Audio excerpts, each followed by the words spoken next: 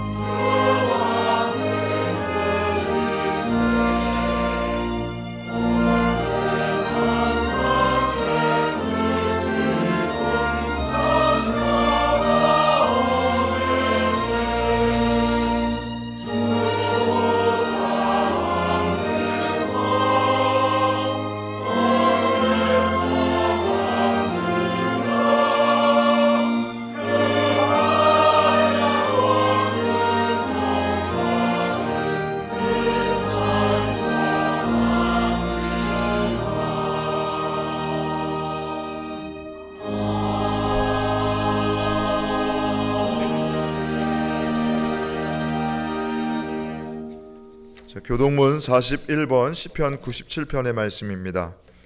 여호와께서 다스리시나니 땅은 즐거워하며 허다한 섬은 기뻐할지어다.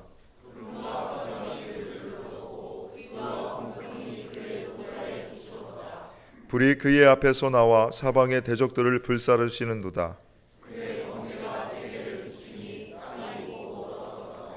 산들이 여호와의 앞 곧 온 땅의 주 앞에서 밀랍같이 녹았도다.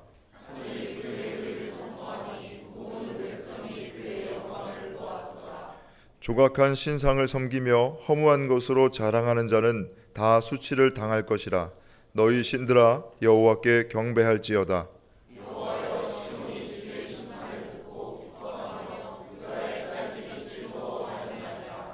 여호와여 주는 온 땅 위에 지존하시고 모든 신들보다 위에 계시니이다.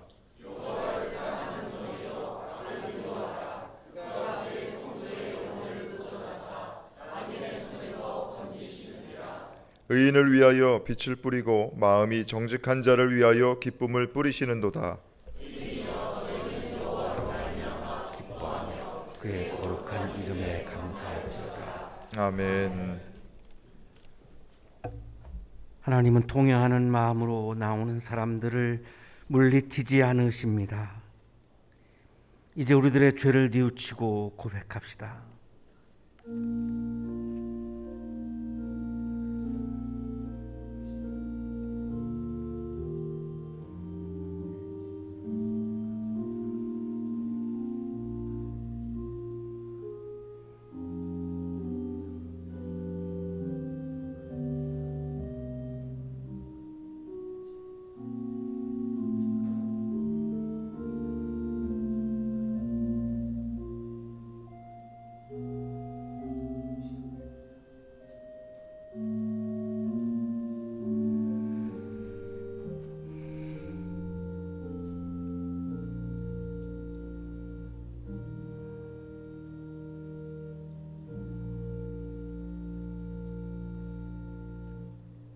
우리가 우리 죄를 자백하면 하나님은 신실하시고 의로우신 분이셔서 우리 죄를 용서하시고 모든 불의에서 우리를 깨끗하게 해주실 것입니다.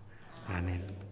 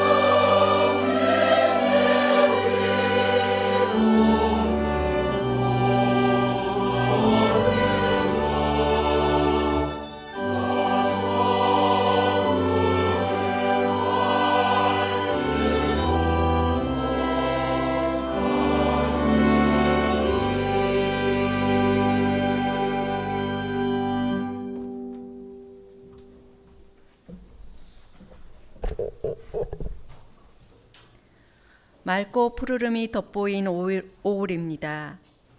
아름다운 계절에 어린이날, 어버이날, 스승의 날들도 인하여 감사함이 무엇인지 생각하고 깨닫게 되는 계절입니다. 인간 사이에서도 이렇듯 감사할 수 있고 사랑할 수 있고 고마움을 표현할 수 있는 시간을 주어짐에 더욱 감사합니다. 오늘의 성경 말씀을 깊이 명상하면서 깨달아지는 소리는 주님의 사랑입니다. 남겨진 우리들을 위하여 곧 오시겠다는 주님께서 약속하시고 그 약속을 지키기 위해 오늘 우리에게 오십니다. 또한 저에게 횡의대로 상응으로 갚아주시는 주님의 값없이 주시는 은총에 진정으로 감사합니다.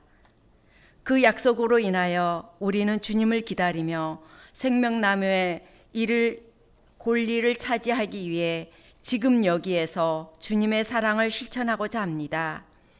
아프고 힘든 자들을 위로하고 굶주린 자들에게 먹을 것을 주고자 힘써 행하며 오늘 우리에게 주어지는 십자가를 기꺼이 지면서 자발적 고난에 동참합니다.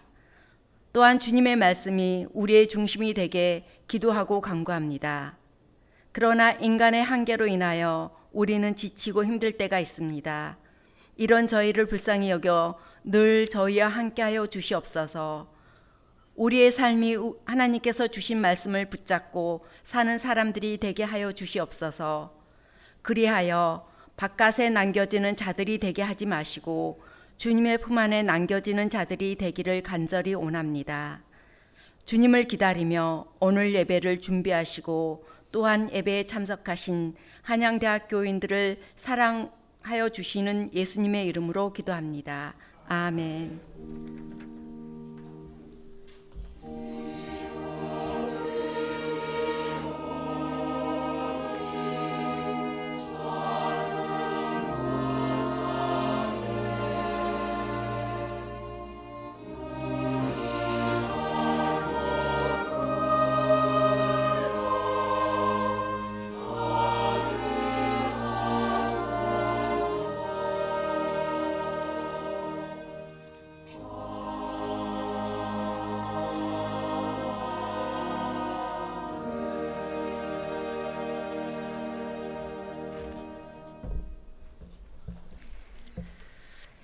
(2023년 5월 21일) 요한계시록 22장 12절에서 15절까지의 말씀입니다.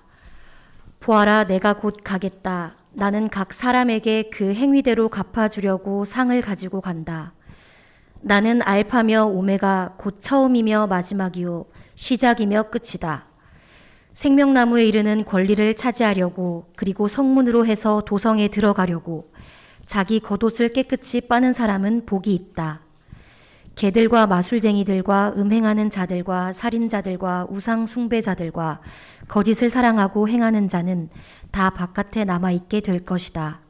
서신서의 말씀입니다.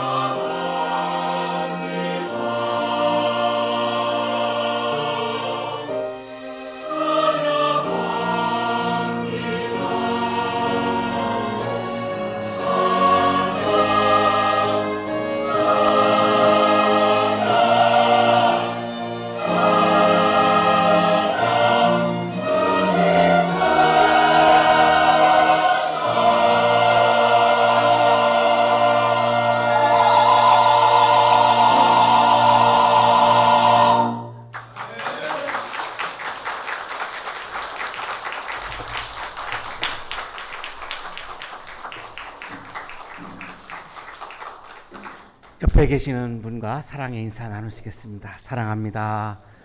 보고 싶었습니다.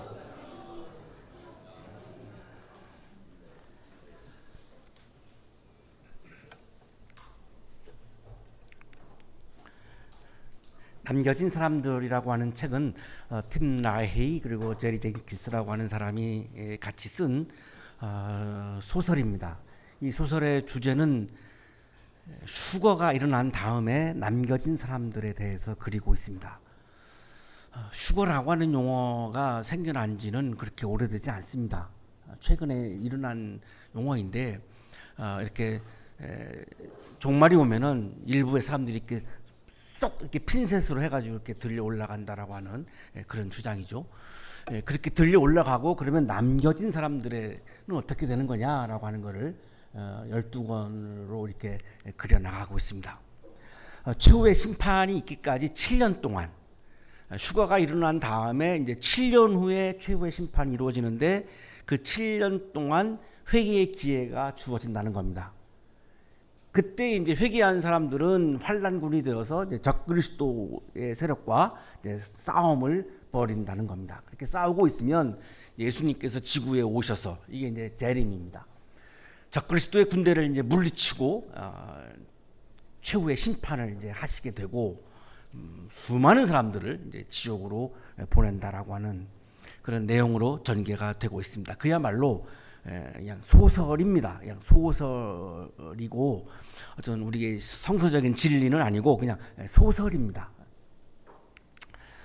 미국의 그리스도인들 중에 20%가 이 소설에 묘사된 대로 예수님의 재림이 향후 50년 안에 일어난다라고 믿는다라고 하는 설문조사가 발표되었습니다. 아마 오늘 예배를 드리고 있는 여러분들 중에도 그 중에는 예수님의 재림이 손오공이 구름을 타고 이렇게 오는 것처럼 이루어진다라고 믿는 분들도 계실 것이고, 구름이라고 하는 거는 이렇게 탈 수 있는 게 아닌데 어떻게 구름을 타고 오실 수가 있을까? 타고 오신다면 그러면 어디에 오실 건가? 한국에 오시면 다른 나라들이 반발할 거고, 이스라엘에 오면은 또 한국 사람들이 반발할 거고, 그럼 어디에 오신다는 건가? 등등등 이런 문제들 때문에 이렇게 손오공이 구름 타고 막 이렇게 숑 하고 오는 것처럼 도저히 그 재림을 받아들이지 못하는 분들도 여기 상당히 많으실 거라고 그렇게 생각이 됩니다. 미국 같은 경우는 20%가 이렇게 믿는다라고 그렇게 설문조사를 답을 했습니다. 자유죠. 어떻게 믿든 간에 그건 자유입니다. 자, 그러나 매우 이 예수님의 재림에 대한 이 주제가 굉장히 난해하고 또 어렵고, 그래서 저도 39년 동안 재림에 대한 설교를 하지 않았습니다. 계속 피해 다녔는데 성서 일과를 따르니까 우리 교회는 오늘 본문이 어쩔 수 없이 주어져 가지고 참 한 주간 동안 참 머리를 많이 싸맸습니다. 여러 가지 제가 이 말씀을 준비하면서 제 공감도 하고 발견도 하고 한 것들이 있고, 이런 내용들이 현대를 살아가는 지성적 그리스도인들, 손오공이 구름 타고 오는 그런 재림을 받아들이지 못하는, 당위적으로는 받아들일지 모르겠지만 마음으로는 믿어지지 않는 지성인들, 현대인들에게 굉장히 도움이 되겠구나라고 하는 생각을 하면서 좀 전해드리려고 그렇게 합니다. 마크스 보그라고 하는 세계적인 성서학자입니다. 지금은 고인이 되셨는데요. 1세기 그리스도인들은 예수님께서 곧 재림할 것이라고 기대했다라고 이렇게 이야기합니다. 성경에 보면은 그렇게 돼 있습니다. 곧 오신다. 그러니까 1세기 그리스도인들은 로마의 핍박을 막 받으면서 굉장히 꿈에 부풀었습니다. 예수님이 곧 오신다. 지금 금방 오실 거야 라고 이렇게 믿었기 때문에 그런 로마의 핍박을 이겨낸 면도 이렇게 있습니다. 자, 그러나 예수님께서는 당시에 남겨진 사람들이라고 하는 소설에 나오는 모습으로 재림하시지 않았습니다. 지금 2000년이 지나간 이제까지도 손오공이 구름 타고 오는 것처럼 예수님은 재림하시지 않았습니다. 1세기 그리스도인들은 곧 오신다라고 믿었는데, 여기서부터 우리는 이제 충돌을 하게 됩니다. 곧 오신다고 하셨는데, 그럼 우리가 재림을 그런 식으로 우리가 받아들인다면, 그러면 성서가 우리에게 거짓말을 한 게 돼버립니다. 이건 있을 수가 없는 일이죠. 그래서 이 재림과 이런 성서 본문들을 우리가 잘 해석하지 아니하면 엄청난 신앙적인 오류에 빠지게 됩니다. 곧 오신다라고 믿었는데 아직 2000년, 그 사람들은 다 죽었고, 1세기 살았던 그리스도는 다 죽었고 2000년이 지나도록 지금 오시지 않고 있습니다. 이런 간격과 이런 충돌을 우리가 해결하지 아니하면 이거를 받아들이기가 점점 더 어려워집니다. 1세기 그리스도인들이 기대했던 그런 곧 구름 타고 오시는 그런 예수님의 재림, 마가스복음은 그런 예수님의 재림은 그런 재림이 아니라고 얘기합니다. 그런 재림으로 받아들인다면 성서는 우리에게 계속 2000년 동안 거짓말을 한 게 돼버리는데, 그건 성서를 모독하는 거라고 오히려 이분은 이렇게 역공을 합니다. 성서를 모독하는 거라는 거죠. 그러면 재림은 뭐냐? 예수님께서는 이미 시작하셨지만 아직 완성되지 않은 하나님의 나라를 완성하기 위해서 오신다라고 하는 믿음의 고백이다, 이렇게 설명합니다. 굉장히 이렇게 긴 내용을 요약하면 이런 거죠. 1세기 그리스도인들은 로마의 핍박 앞에서 막 사자의 밥이 되기도 하고 막 불태워 죽임을 당하기도 하고 그러면 상황에서도 막 찬송을 부르면서 죽어갑니다.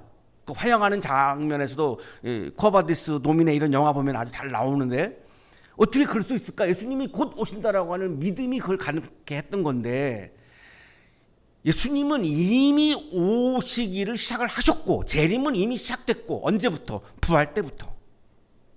안 그러면 예수님이 딴 세계에 계시다가 재림하신다 그러면, 그럼 지금 우리가 고통받고 있는 지금은 여기에 안 계시는 게 돼버리는데, 그럼 예수님의 존재를 부정하게 됩니다. 이것도 예수님에 대한 모독입니다. 우리가 이렇게 고통받고 있는데 코로나로 우리는 고통받고 있는 여기에 하나님 예수님은 계시지 않고 어디 저기 딴 세계에 그냥 계시다가 나중에 언제인지는 모르겠지만 구름 타고 쭉 오시면, 그럼 그동안 우리가 고통받고 있는 거를 외면하신 예수님이 돼버리기 때문에 이것도 예수님에 대한 모독이 되어버립니다. 이것도 우리가 사실은 받아들일 수 없는 부분이죠. 그런 상황에서 초대교회 교인들은, 1세기 그리스도인들은 예수님이 곧 오신다라고 믿었는데, 그 믿음은 이미 시작된 하나님의 나라, 그러나 아직 완성되지 않은 하나님의 나라를 위해서 주님은 반드시 재림하신다, 오신다라고 믿은 겁니다. 그 믿음은 분명합니다. 틀림이 없고 이건 굉장히 중요한 거죠. 우리도 그렇게 믿어야 하는 거죠. 자, 그러면서 마가스복음이라고 하는 사람은 미래적 재림과 현재적 재림을 언급합니다. 저에게는 이 현재적 재림이 굉장히 인상적이었습니다. 저도 어릴 때부터 목사의 아들로 태어나서 신앙훈련을 어릴 때부터 받고 자랐는데, 미래적 재림만 훈련받았지 현재적 재림은 훈련받은 적이 없습니다. 어떠한 면에서 교회력의 리듬을 따라 예수는 이미 재림하고 있다. 부활 때부터 이미 재림은 시작되었다고 봐야 합니다. 그래야 예수님이 우리와 다른 세계에서 살면서 우리를 외면하지 않는, 현재 고통받고 있는 우리들과 함께 계시는 예수님이 성립하기 때문에 부활과 함께 예수님의 재림은 시작된 거죠. 대림절을 겪으면 우리는 예수의 강림을 기억하고 이미 이곳에 있는 그리스도의 재림을 준비한다. 예수님은 지금도 이 시간에 여기에 살아 계시는 겁니다. 이게 진짜 기독교 믿음인 거죠. 예수님은 여기에 안 계시고 딴 데 계시다? 이건 기독교 신앙이 아니죠. 예수님은 이미 지금 여기에도 계십니다. 그러면 재림을 시작하신 거죠. 승천하였으니까. 또한 예수는 성찬례를 통해서도 재림한다. 빵과 포도주 가운데 그리스도는 우리와 함께한다. 재림은 그리스도인의 궁극적인 소망을 가리킨다. 예수님은 현재적으로 재림하셨는데 어떻게? 말씀과 포도주와 성찬에서 우리가 먹는 포도주와 빵을 통해서 현재 재림하고 계시다는 겁니다. 이 부분이 저에게는 굉장히 인상적이었습니다. 그래서 가톨릭 교회와 루터교, 성공회 이런 교회들은 매 주일 때 성찬식을 하는 이유가 그겁니다. 이 성찬식을 통해서 예수님이 늘 우리에게 매주일 재림을 하고 계시는 거기 때문에 그들은 예배에서 절대 한 주도 성찬식을 빼지 않습니다. 말씀과 성찬, 이 두 가지로 예배가 구성되어지는 이유가 바로 여기에 있는 거죠. 하지만 하나님의 나라가 완성된 것이 아니기 때문에 미래적 재림도 이야기합니다. 재림은 그리스도교인의 궁극적인 소망을 가리킨다. 궁극적인 소망을 가리킨다. 우리가 그동안 배워왔던 미래적 재림도 마쿠스복음은 이야기합니다. 이거 부정하지 않습니다. 왜냐하면 하나님 나라가 완성된 것이 아니기 때문이죠. 그 소망이란 바울의 표현을 빌려 말하면 하나님이 만유에 온전히 깃드는 것이다. 주님은 지금 만유에 계십니다. 그러면 현재적 재림을 부정하면 안 되죠. 지금도 이 시간에도 만유에 계시는데 현재적 재림을 부정한다면 예수님이 만유에 계시는 것을 부정하는 게 돼버립니다. 그러나 또한 성경에 계속해서 새하늘과 새 땅과 같은 미래적 재림을 또한 계속해서 말씀하고 계시기 때문에 미래적 재림도 부정하면 안 됩니다. 굉장히 마쿠스복음은 균형감을 가지고 현재적 재림과 미래적 재림을 두 가지를 같이 동시에 주장을 하는데 굉장히 인상적이었습니다. 오늘 성서일과 본문은 이 예수님의 재림에 대해서 말씀하시는 아주 귀중한 그런 말씀입니다. 우리가 그리스도인으로서 믿어야 하는 주제 중에 하나입니다. 재림이라고 하는 것은. 그러나 우리가 이성적인 사람들이고 또한 과학을 다 배운 현대인들이기 때문에 성서의 문자 그대로, 성서에 표현되어 있는 문자 그대로 재림을 받아들이는 것은 상당히 어렵다라고 하는 것이 현실입니다. 그래서 오늘 말씀을 우리가 정확하게 잘 해석을 하면 우리가 진심으로 그런 어려움들을 다 극복해내고 재림을 우리가 진심으로 받아들이고 진심으로 믿을 수 있지 않을까라고 하는 기대를 하면서 오늘 말씀을 이렇게 묵상을 했습니다. 첫 번째 오심 성탄이죠. 이거를 초림이라고 부르고 오늘 우리가 주제로 삼고 있는 두 번째 오심을 재림이라고 부릅니다. 요한계시록을 읽어보면 1장에서도 재림을 말씀하시고 22장이 마지막 장입니다. 22장에서도 재림을 말씀합니다. 계속해서 재림을 말씀합니다. 그 정도로 요한계시록은 예수님의 재림을 강조하고 있기 때문에 우리 신앙인들에게 굉장히 중요한 주제인 것이 틀림이 없습니다. 1장 3절입니다. 그때가 가까이 왔기 때문입니다. 예수님의 재림이 가까이 왔다라고 말씀하죠. 22장 20절입니다. 그렇다. 내가 곧 가겠다. 예수님이 이렇게 말씀하셨습니다. 내가 곧 가겠다. 아멘 오십시오. 주 예수님. 자, 이거를 문자적으로 해석하면 아까도 말씀드렸지만 그럼 예수님도 우리에게 거짓말 하십니까? 이런 반발을 하게 됩니다. 이 곧 가겠다. 가까이 왔다. 곧 오신다. 이런 말씀들을 우리가 어떻게 이것을 해석할 것인가 굉장히 중요한 과제로 남습니다. 오늘 성서일관을 읽기 시작합니다. 보아라 내가 곧 가겠다. 여기도 이렇게 말씀합니다. 내가 곧 가겠다. 재림을 말씀하는 겁니다. 나는 각 사람에게 그 행위대로 갚아주려고 상을 가지고 간다. 어떤 분들은 이 가겠다 곧 가겠다라고 하는 이 규절을 따다가 예수님은 곧 재림을 하신다. 그러면 왜 재림하시는가? 심판하시기 위해서다. 어떻게 하는가? 여기가 불바다가 될 것이다. 그러니까 주일날 빠지면 안 되고 11조 걸르면 안 되고 새벽기도 걸르면 안 되고 이렇게 강조하시는 분들이 계십니다. 이게 바로 여기서 사용하는 그런 본문이죠. 내가 곧 가겠다. 언제 오실지 모르고 이미 임박했고 코로나 이후에 목사님들 설교를 들어보면 코로나가 바로 예수님이 곧 오시는 징조다. 이제 얼마 안 남았다. 이렇게 강조하시는 목사님들도 계시고 특히 이제 사이비 교주들이 이 본문을 많이 사용하죠. 곧 예수님은 오시고 끝난다. 그러니 재산이 뭐 필요 있느냐? 가정이 뭐 필요가 있느냐? 다 그거 바쳐라. 대전에서 있었던 갑자기 안 떠오르는데요. 그 종파는 이미 다 이제 곧 오는데 살아서 뭐하냐? 우리 다 같이 죽자. 다 같이 여기서 죽고 그래 우리가 다 천당 가자. 이랬던 신흥 종교도 존재했고요. 다 그분들이 인용하는 부분이 요 12절입니다. 보아라 내가 곧 가겠다.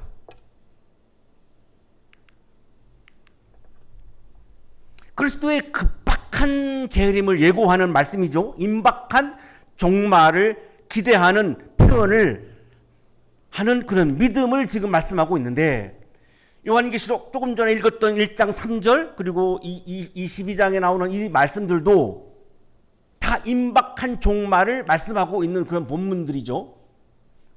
이거를 문자적으로 이해하면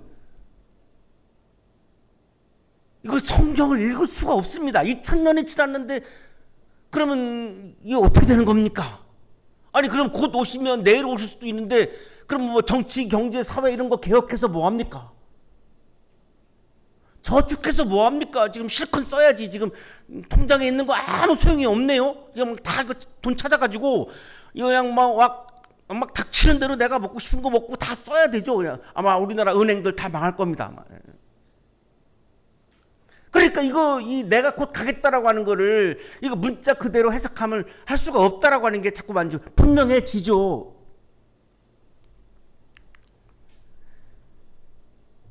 요한계시록의 저자는 지금 오늘을 살고 있는 이 시대적인 상황에서 이 말씀을 기록한 것이 아니라 그 로마의 핍박을 받았던 그 당시 1세기 그 당시의 역사적인 상황에서 이 말씀을 기록했기 때문에 그거를 우리가 고려하지 아니하면 엉뚱한 해석의 오류에 빠지게 되는 겁니다.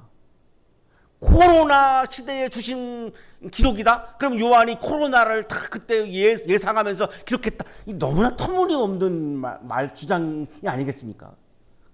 그러나 이 본문을 그렇게 해석하는 분들도 있기 때문에 참 문제인 거죠. 요한계시록의 저자는 예수님이 언제 재림하시는지를 몰랐습니다.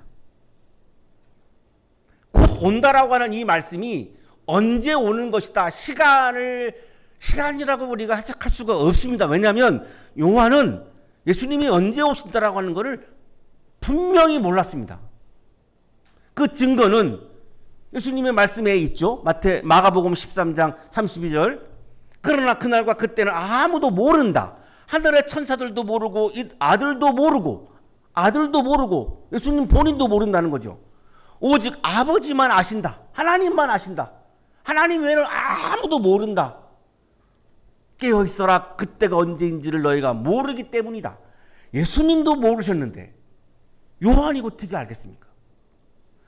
예수님이 재림하시는 시간을 예수님도 모르신다고 하시는데 요한이 어떻게 알겠습니까? 그렇다면 여기서 곧 오신다라고 하는 이 말씀은 시점을 말씀하지 않은 것이 분명해집니다. 이걸 자꾸 코로나 시대에 어쩌고저쩌고 이렇게 하는 건 너무나 억지스러운 해석이라고 하는 것이 분명히 드러나죠. 예수님도 모르신다고 하셨는데 이 부분을 좀 해결하기 위해서 독일의 에어레만이라고 하는 신학자의 도움을 받을 필요가 좀 있습니다. 이분이 교수 자격 취득 논문을 썼는데 독일은 박사 논문 따로 쓰고 그리고 교수 자격 취득 논문을 또 따로 쓰는 것 같습니다. 이분의 스승이 그 유명한 베르거라고 하는 세계적인 성서학자인데 그분 밑에서 교수 자격 취득 논문을 썼는데 이 논문에서 이분이 종말론적 척도라고 하는 용어를 씁니다. 이 용어가 이 개념이 우리들에게 굉장히 도움이 되는 용어입니다. 이 종말론적 척도라고 하는 이 용어의 개념은 하나님의 시간 척도와 인간의 시간 척도를 구분합니다. 하나님의 시간 척도에서는 고정된 결정론적인 의미가 없습니다. 2023년 5월 21일 11시 40분 이런 시간이 존재하지 않습니다. 하나님의 시간에서는.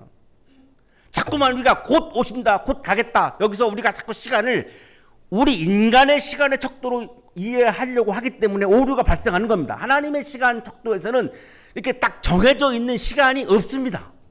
계속해서 움직이는 역동적인 시간입니다. 어떤 한 시점이 딱 정해지지 않습니다.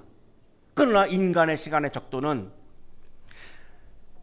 감정, 정서 이런 거와 밀접히 연결되어 있습니다. 쾌감, 시간에 대한 망각, 우울, 슬픔, 조급, 갈망, 불안 이런 것들과 굉장히 밀접하게 연관되어 있는 시간 개념입니다. 똑같이 예배가 1시간 드리는데 어떤 분은 굉장히 길게 느껴지는 분이 있습니다. 지금 이 자리에도 막 2시간, 3시간으로 느껴지는 분이 있습니다. 어떤 분은 너무 빠른 겁니다. 시간 가는 줄 모르는 분이 있는 거죠. 여기 우리 음악가 분들이 많으셔서 공연을 가도 언제 시간이 가는지 모르게 막 빨려 들어가는 공연이 있고 언제 끝나나 시계 보는 공연이 있습니다. 시간은 똑같은데 사람마다 그 시간의 길이가 다릅니다. 왜 그럴까요?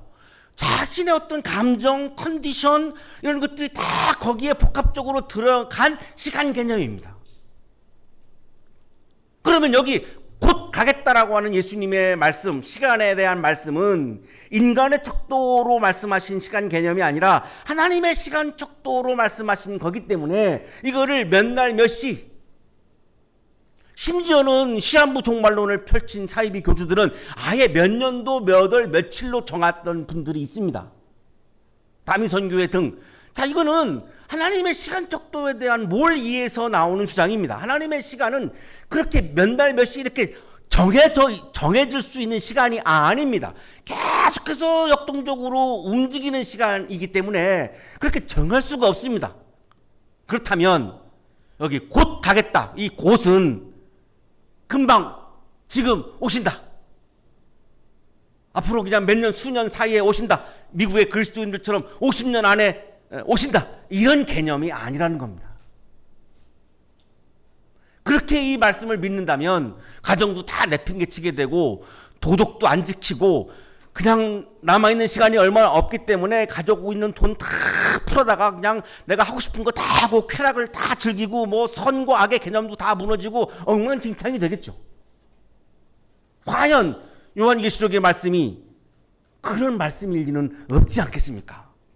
그래서 에이러메 완이라는 신학자가 우리에게 설명해 주고 있는 이 종말론적 척도라고 하는 개념이 우리들에게 굉장히 필요하고 중요한 개념으로 다가옵니다. 요한은 임박한 재림 기대를 정보를 전달하는 의미로 사용한 것이 아니라는 겁니다.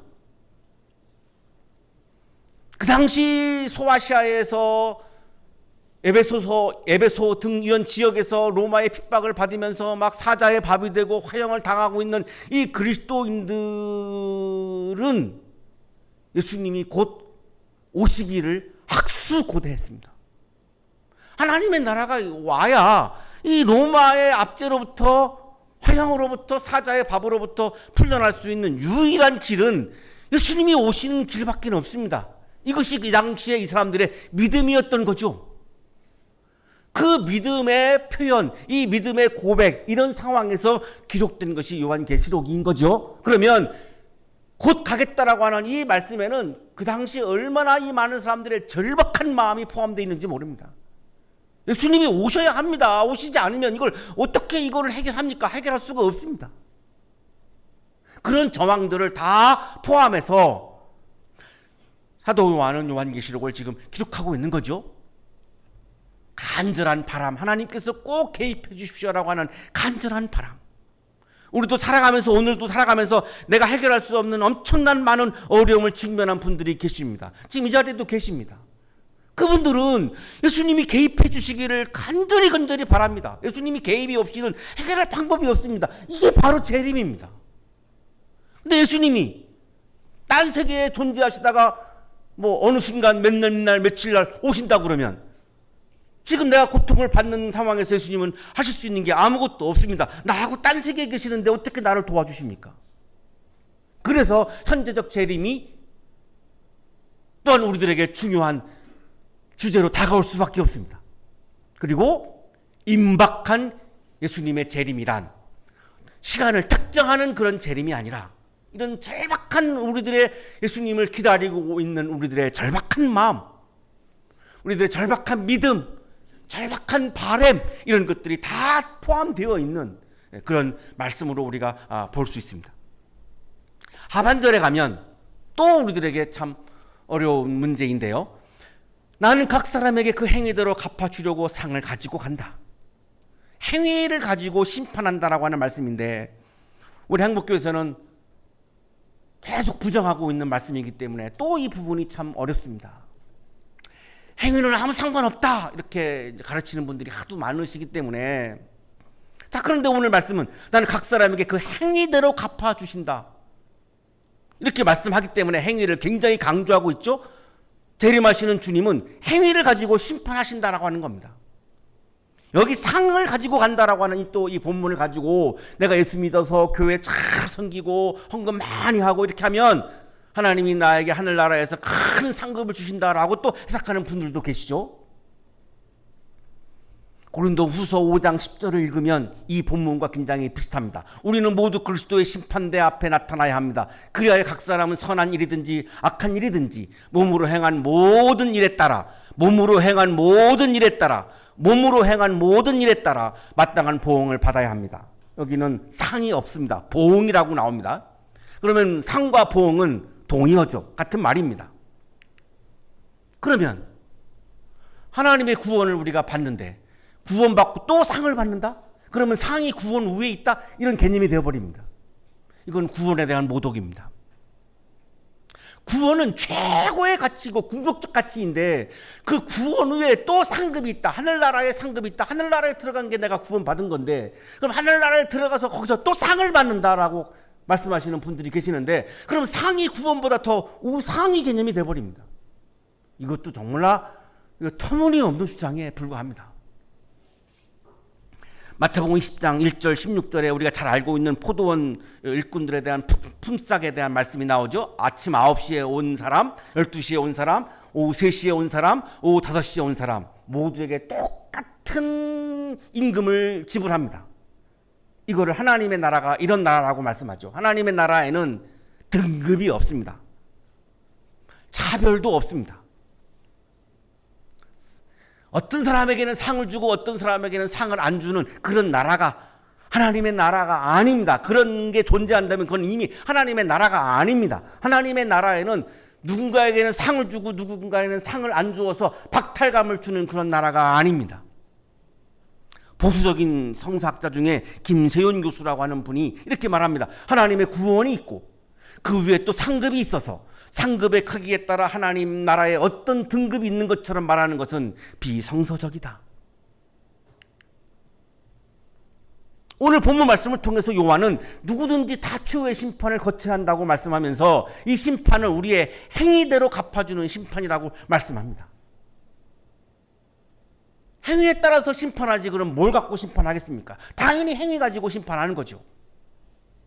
자, 여기까지 읽으면 참 무섭죠. 이 심판을 나는 통과할 수 있을까? 두렵습니다. 지난 목요일날 체프 시간에 하나님 나라의 주제에 대한 말씀이었는데 우리 교수님 한 분이 목사님 저는 못 들어갈 것 같습니다. 저는 하나님 나라에 못 들어갈 것 같습니다.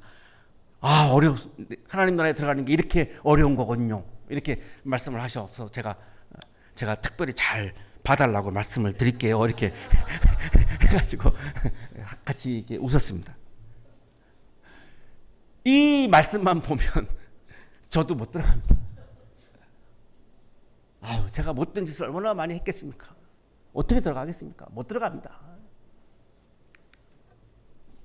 이 중에는 들어갈 분 있을 겁니다. 저처럼 이 말씀을 무서워하고 그러면 무서운 율법이 되기 때문에 성서는 감사하게도 행위에 의한 심판과 함께 믿음과 하나님의 은혜에 의한 구원을 또한 말씀합니다. 이게 복음입니다. 행위에 의한 심판만을 말씀하면 굉장히 무서운 율법이 되는데 다양스럽게 성서는 믿음과 은혜에 의한 구원도 같이 말씀을 하죠. 믿음과 은혜에 의한 구원만을 말씀하면 공짜를 좋아하게 하는 값싼 복음이 되어버립니다. 행위에 의한 심판만을 말씀하면 무서운 율법이 되어버립니다. 그래서 이 양자를 다 성경은 균형 있게 이 두 가지를 동시에 말씀을 합니다. 이래서 우리들에게 이것이 정서가 복음인 겁니다.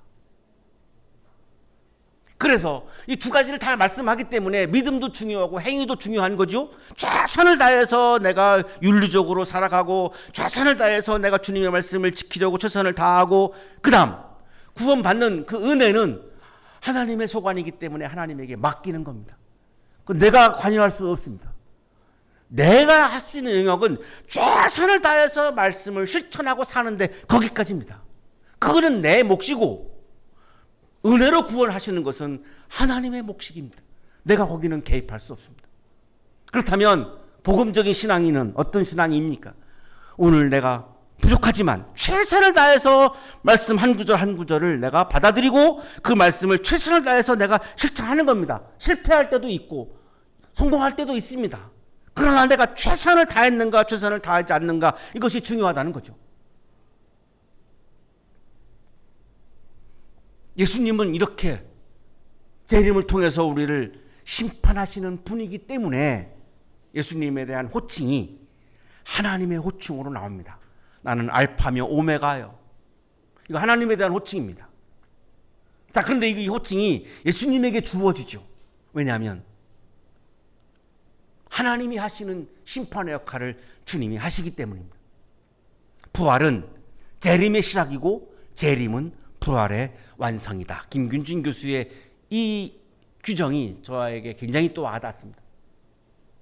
이미 재림은 부활을 통해서 시작됐고 지금 이 시간에도 재림은 이루어지고 있고, 하나님의 나라가 마지막 날에 완성할 때 재림은 완전히 완성되는 것이다.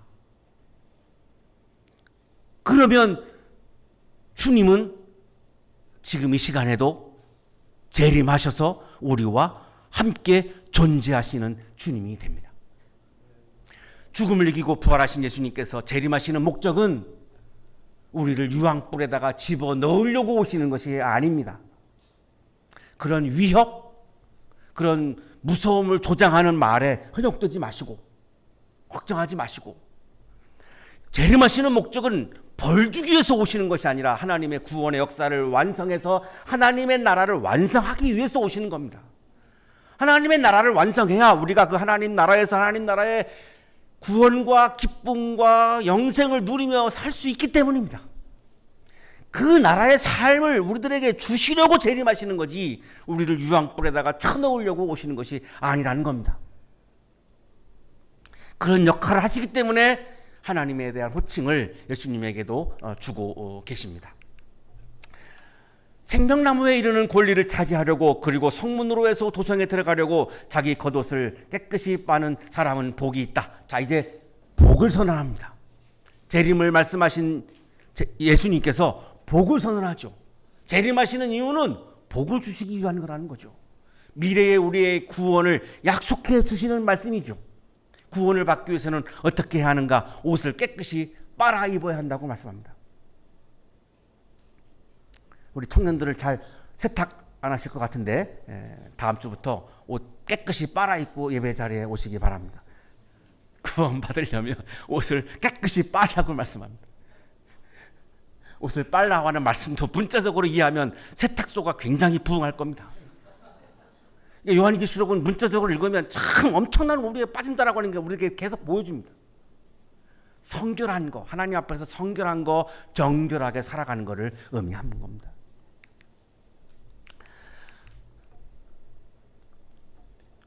요한계시록에 나오는 이 생명나무가 또 굉장히 많은 오해가 많은 부분이죠. 어떤 사이비 교주는 이걸 갖다가 내가 생명나무다 이렇게 또 주장하는 분들까지 막 나오고 있는데요. 여기 생명나무는 하나님 나라에서 먹는 양식입니다. 이거를 먹으면 내가 생명력이 충만해져서 내가 영생의 기쁨에 이르게 하는, 이게 생명나무입니다. 낙원에 있는 거죠. 하나님 나라에 있는 거죠. 하나님 나라에 있는 양식입니다. 이거를 먹고 우리들에게 구원을 주시고 영생을 주시고 하나님 나라의 기쁨을 주시고 누구도 나를 죽일 수 없는 어마어마한 생명력을 충만하게 해주신다는 겁니다. 마지막 15절에 가서 하나님 나라에 들어가지 못하는 사람들의 리스트를 말씀합니다. 개들, 여기 개들은 이방인들을 말하는 거죠. 믿지 않는 사람들.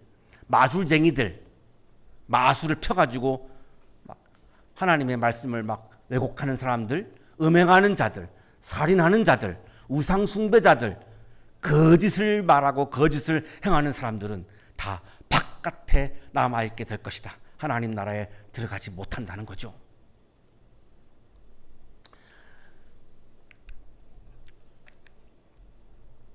시간이 많이 가서 이렇게 좀 줄일 수밖에 없는데요. 순서만 바뀌었지 이 요한계시록 21장 8절에도 이와 비슷한 말씀들이 계속 나와서 구원을 받지 못하는 사람들의 리스트가 이렇게 나옵니다.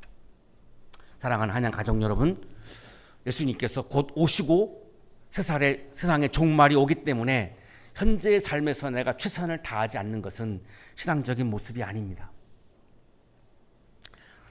50년 안에 예수님이 오실 것이니까 그냥 될 대로 되라, 캐싸라 세라, 그냥 내가 막 내 마음대로 즐기면서 살자, 이것은 신앙적인 모습이 아닙니다. 왜냐하면 주님께서는 이 시간에도 말씀을 통해서 세상을 아름답게 변화하려고, 거룩한 나라로 변화시키려고 예수님은 하고 계시고 주님의 살과 피를 내어주고 계시는데, 우리가 곧 오신다라고 하는 말씀을 그렇게 오해해서 내가 되는 대로 막 산다면 예수님은 그렇게 노력하시는데 내가 예수님을 믿는 사람이라고 말할 수가 없습니다. 또한 현재의 삶이 힘들다고 포기하고 절망하는 것도 신앙적인 모습이 아닙니다. 왜냐하면 주님께서는 미래에 하나님의 나라를 완성하기 위해서 재림하시는 분이기 때문입니다. 분명히 하나님의 나라는 완성된다라고 우리가 믿어야 하는 것이고, 그거를 믿어야 하는 거죠. 그거를 믿는다면 현재 내가 경험하고 있는 어려움들, 절망적인 시간들, 이거를 내가 믿음으로 이겨내는 사람이 신앙인다운, 아름다운 그리스도인이요 신앙인입니다. 이거를 믿지 못하기 때문에, 하나님의 개입을 믿지 못하기 때문에, 하나님의 나라를 계속해서 지금도 완성해가는 하나님의 역사의 개입을 믿지 못하기 때문에 우리가 어려움들 앞에서 넘어지고 절망합니다. 미래에 하나님의 나라를 완성하시는 재림 예수를 우리가 믿는다면 그런 작은 어려움들, 큰 절망들 앞에서도 우리는 이겨낼 수 있습니다. 오늘 이 시간에도 말씀과 성찬례를 통해 우리를 향해 오시는 주님을 날마다의 순간 일상 속에서 재림하시는 예수를 만나시는 영적인 기쁨이 충만하시기를 간절히 축원합니다.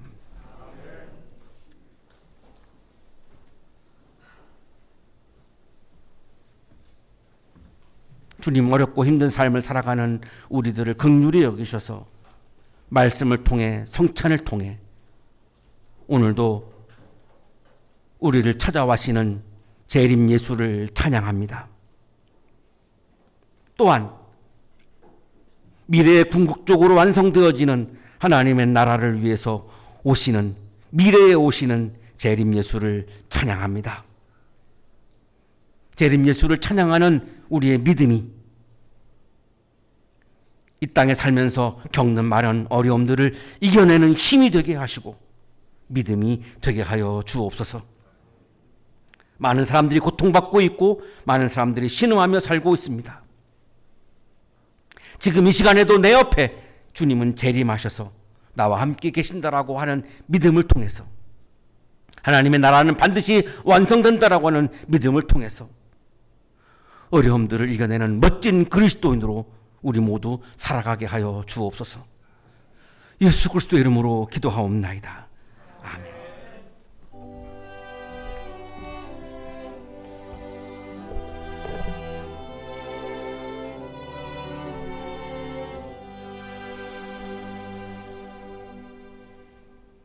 자, 교회 소식 알려드리겠습니다. 오늘은 부활절 7째 주일이자 승천주일입니다. 다음 주일은 성령 강림주일로 해당 성서일과 본문 사도행전 2장 1절에서 13절까지의 말씀입니다. 자, 이 본문 가지고 담임 목사님께서 성령 강림절과 교회의 탄생이라는 제목으로 설교해 주시겠습니다. 여러분 모두 주중에 본문 묵상해 주시기 바랍니다. 자, 예배 후 12시 30분부터 청년교회 모임을 진행합니다. 자, 오늘 청년교회 모임은 김종량 이사장님 모시고 사랑이라는 주제로 신앙 콘서트 진행합니다. 예배 후 세미나실로 우리 청년들 이동하셔가지고 식탁 교제하시면서 모임 갖도록 하겠습니다. 자, 아울러 다음 주 5월 28일 주일 오후 1시부터 청년교회 명랑운동회 진행합니다.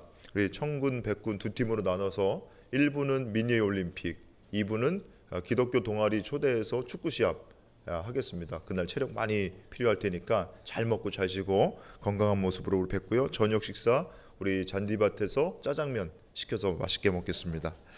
자, 모든 이제 청년교회 모임 제가 안내 드렸고 또 하나 소식을 좀 전해 드릴 텐데요.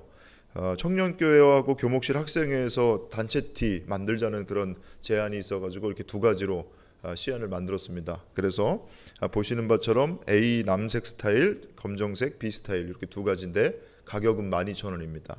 둘 다 구입하셔도 되니까요. 사이즈하고 신청하실 분들은 우리 청년회장에게 말씀해 주시면 우리가 구입해서 나눠드리도록 하겠습니다. 자, 모임 광고입니다. 다음 주 5월 28일 주일 예배 후에 남선교회 주관으로 경북 영주 1박 2일 행복여행 떠납니다. 참가 신청 문의사항 있으신 분들은 우리 남선교회 총무이신 황익진 선생님에게 해주시기 바랍니다. 자, 교우 소식 알려드리겠습니다. 우리 교우분 중에 신동우 성도님께서 운영하고 계시는 이 경북 상주의 이 환경촉매 기업 나노가 지난 12일에 창립 24주년을 맞았습니다. 지난해 이제 매출이 한 512억 정도 됐는데 한국경제신문 찾아보니까 지방에서 MZ 사원들이 정말 많이 모여서 북적이는 그런 기업으로 소개가 되었고 근무하기 좋은 환경이라고 이렇게 소개가 되었습니다. 신동우 성도님께서 운영하시는 이 나노 기업 계열사들 총 합치면 올해는 매출 한 2,200억 정도 이렇게 예상된다고 신문에 기재가 됐는데 창립 여러분들 24주년 맞아서 기념식 사진 지금 보여드리는데요. 여러분 축하해 주시고 앞으로도 힘내셔서 기업 잘 운영하실 수 있도록 여러분 격려와 응원해 주시기 바랍니다. 우리 다 함께 박수 한번 보내주실까요? 네, 감사합니다. 그리고 애창 광고 하나 더 드리겠습니다. 박명철, 박서연이 지지난주까지는 청년이었는데 이제는 청년이 아니게 됐습니다. 이 두 사람 결혼해서 여러분 기도해 주시고 또 격려해 주신 덕분에 결혼식 잘 마치고 하와이로 호주 시드니로 신혼여행 잘 다녀와서 오늘 예배에 참석했습니다. 그리고 오늘 교우 여러분들에게 감사의 의미로 떡 준비했는데 맛있게 드시면 되겠습니다. 우리 잠깐 자리에서 일어나서 인사드릴까요? 네, 우리 두 신혼부부 위해서 앞으로도 믿음 안에서 가정 잘 이룰 수 있도록 기도해 주시기 바랍니다. 자, 그 외에 주보에 있는 교회 소식들, 교회력과 성서일과 5월 예배 안내 여러분 주보를 참조하시면 되겠습니다. 자, 이상 교회 소식 알려드렸습니다.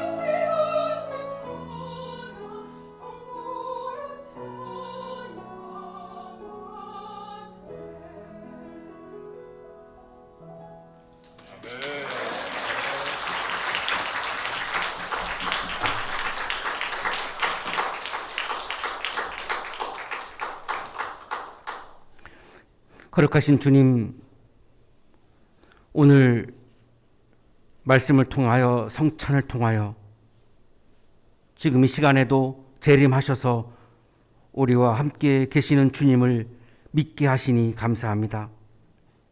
또한 하나님의 나라가 완성되는 그 미래에도 주님 또한 재림하시는 주님을 믿게 하시니 감사합니다.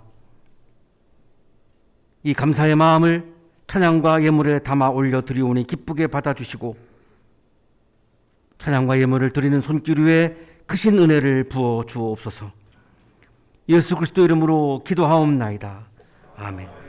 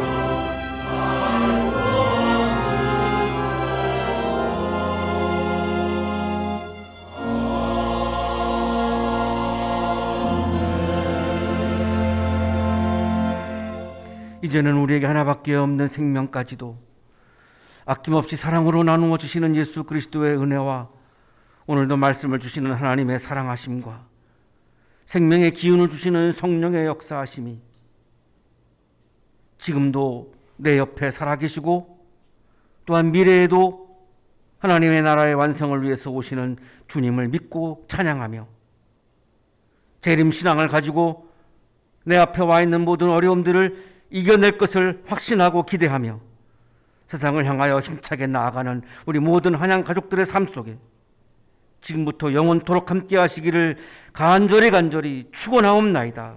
아멘.